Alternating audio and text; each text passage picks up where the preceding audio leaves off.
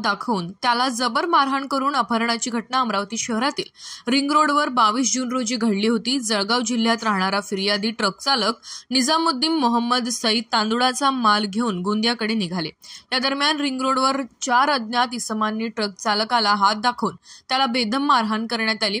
इतरांनी त्याच्या डोळ्याला पट्टी लावून दुसऱ्या वाहनात कोंबून त्याचे अपहरण केले, तर दुसऱ्या ट्रकला बोलवून 7 लाख रुपये किमतीचा 27 टन तांदूळ टाकून पसार झाले। फिर्यादी ट्रक चालकाच्या तक्रारीवरून नांदगाव पेठ पोलिसांनी अज्ञात विरोधात गुन्हे दाखल केले आहे। प्रकरणात शहर गुन्हे शाखा युनिट 1 च्या पथकाने अवघ्या 6 तासातच छडा लावून आरोपींना ताब्यात घेतले। गुन्हे शाखा पोलीस पथकाने सीसीटीव्ही फुटेजच्या आधारे रहमतनगर राहणारा 36 वर्षीय अजमत खान करामत खान, हबीबनगर राहणारा 34 वर्षीय शेख इम्रान शेख रहमान या दोघांना ताब्यात घेतले।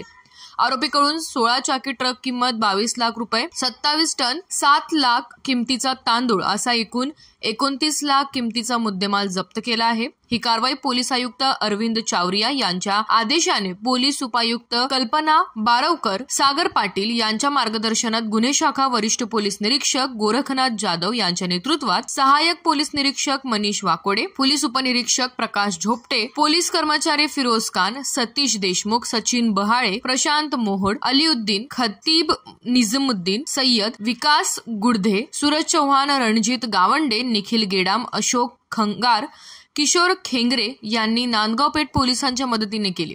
पोलीस सूत्रांकडून या प्रकरणाचा सर्वात आधी नांदगाव पेठ पोलिसांनी आरोपीचा सुगावा लावला। पोलीस कर्मचारी राजिक यांची आरोपीचा शोध घेण्यास महत्त्वपूर्ण भूमिका राहिली आहे।